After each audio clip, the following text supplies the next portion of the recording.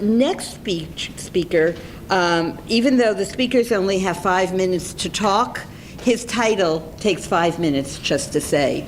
So Chris Obropta is the Associate Extension Specialist in Water Resources at Rutgers School of Environmental and Biological Sciences.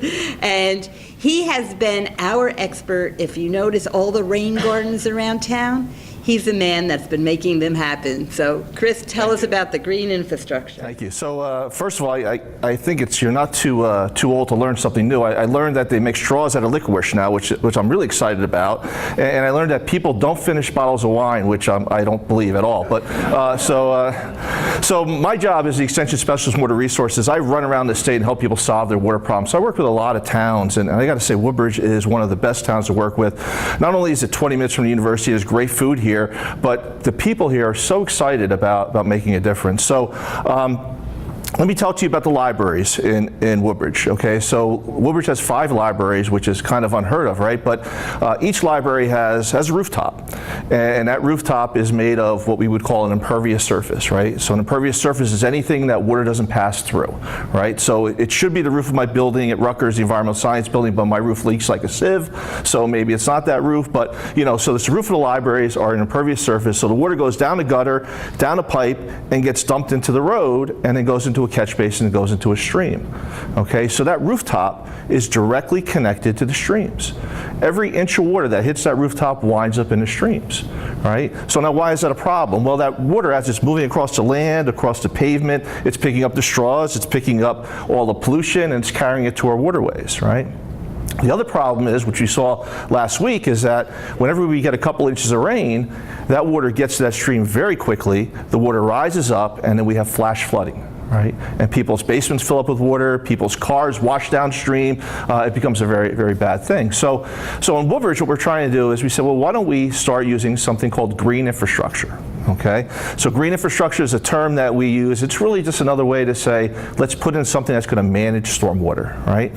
So we go into areas that are already developed that has no stormwater management at all, which is a lot of Woodbridge because it was built before we even thought about managing stormwater. So we go in and we're going to build things that are actually going to capture that water and hold that water and let it out slowly over time. So one thing that we always build and we love to build are rain gardens, right?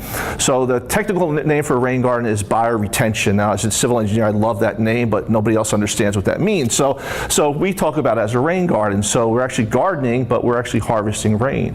Okay, so that becomes what we're trying to do. So the idea is that the water that came off the rooftop of the libraries now go into these beautiful gardens. The gardens hold the water, let the water slowly seep into the ground. Because there's a lot of clay in Woodbridge, the water actually seeps through the garden. As it's moving through the soil, it gets cleaner and cleaner and cleaner. And then that clean water gets piped away, goes to the stream, and trickles back into the stream days after the storm event. Okay, so we're doing this at all 5 libraries in Woodbridge. 2 are already built. And what's great about it is the public works departments are the guys actually doing this. So these are the guys who, a year ago knew nothing about what a rain gardens are, and now they're the experts, and George and his team are leading this effort and building these gardens, and I have my students at Rutgers coming out and working with them, so it's just an enormous amount of fun. Everybody's learning something, and this is something that homeowners can do at their house. Right? Every homeowner has a downspout, every homeowner has a driveway, and they could build a small rain garden at their house to capture that stormwater and enhance their landscaping. And we all know that when we landscape our property, the property value goes up. It looks much more beautiful. When you walk outside, you see beautiful flowers, and you see a lawn that you don't have to cut anymore because there's flowers there. That's a great thing. We all like that, right? So what we're trying to do is trying to get homeowners to do this thing too. So a homeowner rain garden may be 10 feet by 10 feet or 10 feet by 20 feet, but one garden can capture and treat and manage up to 25,000 gallons of stormwater a year. And if you can get 39 of your neighbors to do it, now you're managing 40,000 gallons of stormwater a year. So the other thing that we're doing is we're actually looking at the floodplains that we have in Rollway too. So Rollway, the floodplains are the land that's next to the river. So whenever the river rises up, those are the areas that flood out. A lot of the houses there get flooded repeatedly, so they've been purchased by using FEMA money or Green Acres money, and the houses have been demolished. And now Rutgers is coming in with landscape architects like Toby Horton and Jeremiah Bergstrom, and wildlife biologists like Brooke Maslow, and designing that floodplain, restoring that floodplain. So now that floodplain where the houses used to be that can be a sponge to hold the water, so flooding other houses don't flood downstream. So kind of reclaiming that land and using it, creating wildlife habitat, making it more beautiful, and actually managing stormwater in a more effective way. So this is a great project. We're getting a lot of Boy Scouts involved with these projects, doing Eagle projects, Girl Scouts with their Gold Award projects. So there's a lot of opportunities for the community to be engaged in this.